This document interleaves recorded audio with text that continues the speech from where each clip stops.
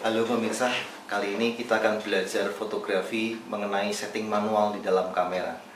Walaupun kamera-kamera sekarang sudah menyediakan fasilitas auto yang cukup bagus, tapi tetap kita harus belajar setting manual. Karena dengan setting manual itu kita akan bisa memvariasi berbagai macam fotografi, seperti speed lambat, speed cepat, low key, high key, dan sebagainya. Oke, ikuti tutorial kami. Oke, sekarang kita masuk ke tekniknya. Ini buat yang belajar fotografi secara manual ya, secara manual. Jadi di dalam sebuah kamera, kalau Anda setting manual, itu di dalamnya ada 3 unsur ya, namanya ISO, speed, dan diafragma atau aperture.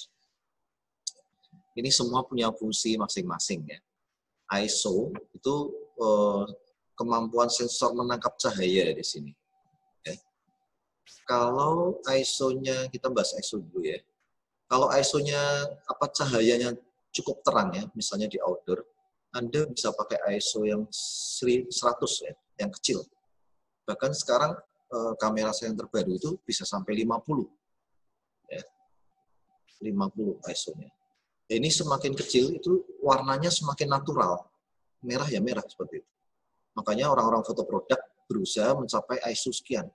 ISO 100 biar warnanya ya sesuai dengan objek yang difoto. Nah, itu foto produk seperti itu. Ya, semakin gelap, ruangan semakin gelap, Anda membutuhkan ISO yang semakin besar atau semakin tinggi. Ya. Contohnya di sini yang tertinggi 25.600. Ini nggak usah pakai blitz saja jadi. Ya. Nah, cuman di sini ada kekurangannya ya. Kalau kita pakai ISO yang tinggi, akhirnya akan pecah gambar itu ya. Orang umum nyebutnya gambarnya pecah. Ya. Atau sekarang istilahnya noise seperti itu. Ini contohnya di sini nih ya. Gambarnya kan tutul-tutul seperti ini, pecah-pecah. Itu noise ya atau grainy. Nah, seperti itu. Itu ISO ya. Jadi hati-hati gunakan ISO jangan terlalu tinggi. Saya biasanya sekitar 8, paling tinggi 1000 lah ya. 800 sampai 1000 itu kalau di dalam ruangan ya. Oke, setelah ISO speed ya. Tadi ada yang tanya shutter speed sama ISO pengaruh nggak ya? Ini pengaruhnya di sini ya. Shutter speed ya. Ini kegunaannya masing-masing ya. Bisa cepat, bisa lambat. Ya, bisa cepat, bisa lambat. Misalnya kamu memotret sport ya, atau orang lari biar berhenti seperti ini. Ya. Anda speednya harus tinggi. Nggak usah sampai 8.000 sih. Pakai sekitar 400-600 itu sudah cukup berhenti ya. Anda pakai ribuan kalau motret serangga, biar sayapnya berhenti itu sampai ribuan. Bisa jadi sampai 1/4.000. Ya. Tapi kalau cuma orang lari itu sekitar 400-600 speednya itu sudah cukup. Ya. Cukup membuat berhenti. Nanti ada contohnya. Oke, lalu juga ada pengaruhnya di cahaya ini ya. Kalau cahayanya terang ya, outdoor, itu speednya ya tentunya bisa tinggi. Ya. Tapi kalau sebaliknya di sini, kalau cahayanya kurang, itu Anda bisa melambatkan speed. Ya. Tapi di sini ada tapinya ya, hubungannya sama sharpness, ketajaman. Ya. Kalau semakin lambat jepretannya, itu bisa blur seperti ini, burem semuanya. Ya. Ini saya ada kamera, saya cobakan yang speed 1/4 ya. Anda dengarkan bunyinya aja. Ini kalau speed 250 ya, bisa mencoba. Sorry, nggak kelihatan, sorry. Speednya 250 ya, Anda dengarkan suaranya aja. Itu 250 ya. Lalu saya ganti ke speed 1 detik atau bahkan lebih rendah ya, 2 detik misalnya. Ini jadi dia akan membuka terus lalu cekrek gitu, baru cekrek. Ini ya, dengarin ya.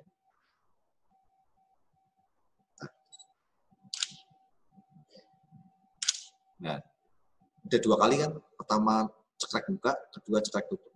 Oke, ulangi lagi ya. Jadi ada 2 kali cekrek ya. Pertama cekrek membuka, satunya cekrek menutup.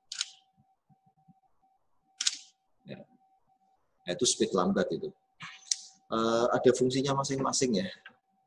Ya. Jadi untuk speed lambat itu seperti tadi saya motret kantor pos ya. Ada garis-garisnya juga motret Hotel Sendang Sari itu. Motor, lampu motor sampai garis seperti itu. Atau motret kembang api. Nah, ini pakai speed lambat ini seperti ini. Oke, itu speed ya, kecepatan. Jadi kalau mau menghentikan gerakan ya pakai speed yang tinggi, sekitar 400-600. Kalau mau membuat kembang api, lalu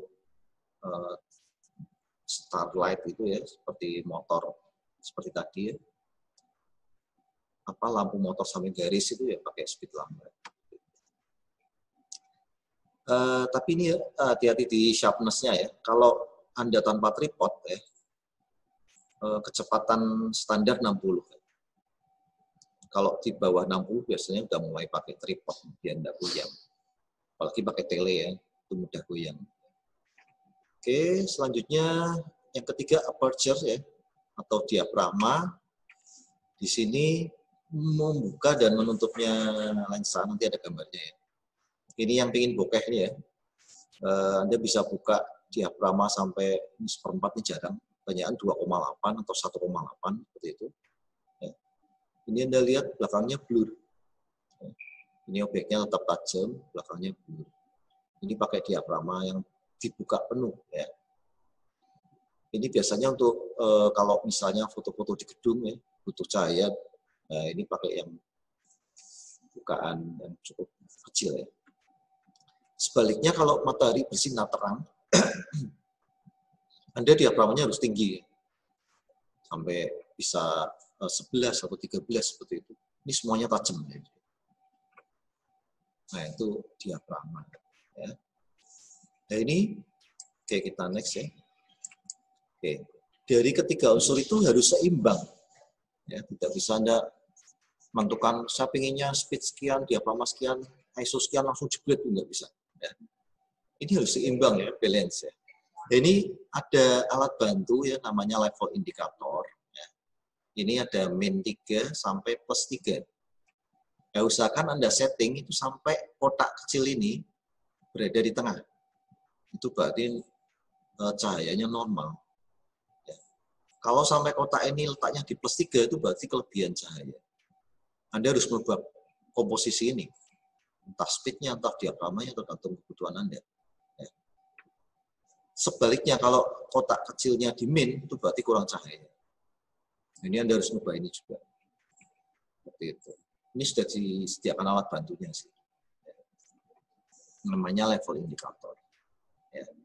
Oke, ini speed, cara penulisan speed seperti ini. Ya. Jadi 1 detik per 125 atau 1 per 250 seperti itu. Nah, ini diafragma seperti ini. Simbolnya F besar, ada 2,8, ada 5,6, ada 8, ada 11. Nah, ini ISO seperti ini. Oke, itu tampilan di layar ya.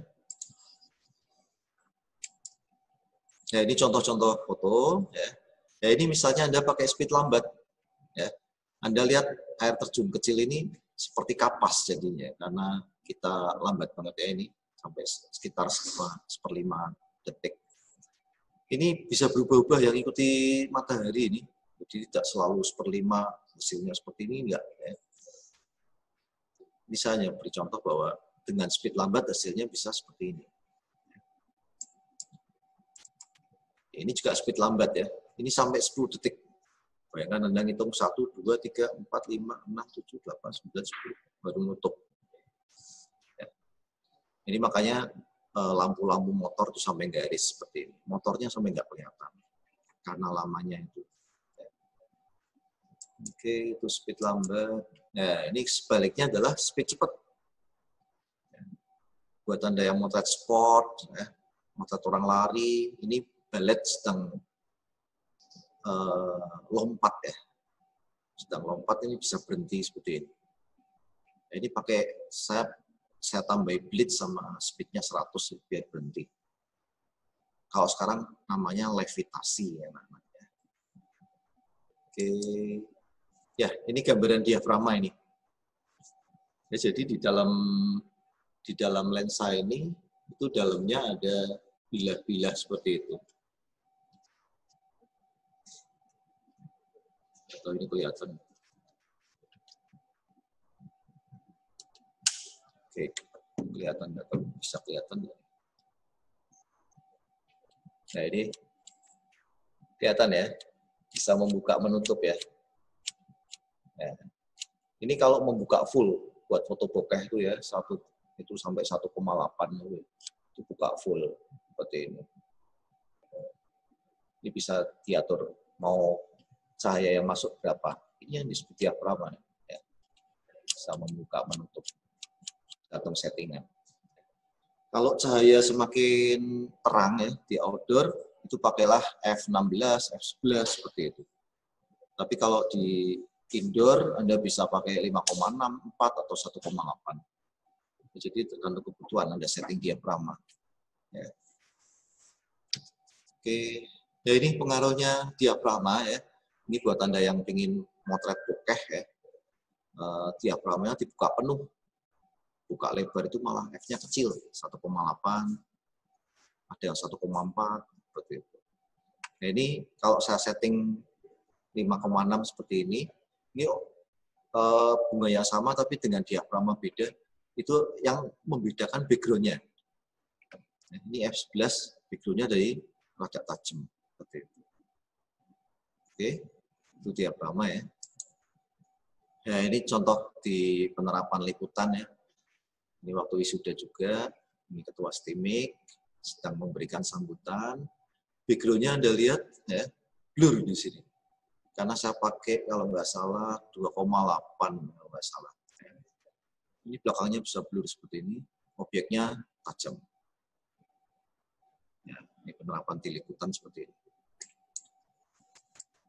Oke, setelah itu ISO, ya, ini yang terakhir, ya, ISO. Ini Anda lihat dari saya coba ISO 100, 800, 8000 sampai 25600. Anda lihat di sini sudah mulai noise nih. Nah, ini yang kalau diperbesar ini akan kelihatan tutul-tutul ini daerah sini. Beda sama sini ya, ini yang tahu ini. Ini sudah kelihatan tutul-tutul pindik-pindik di sini. Juga warnanya bisa Anda lihat ya. Lebih muda kan? Ya. Kalau ASA 100 itu lebih memang bunganya warnanya seperti ini ya. Jadi asa kecil itu membuat warna apa adanya seperti itu. Seperti slogannya Fuji zaman dulu ya, seindah warna aslinya seperti itu. Nah, itu asa 100. Tapi semakin tinggi ISO itu warnanya akan semakin tipis. Ya, menipis seperti itu. Oke, mungkin itu materi hari ini. Terima kasih sudah mengikuti tutorial kami hingga selesai. Ikuti terus tutorial-tutorial kami selanjutnya. Salam.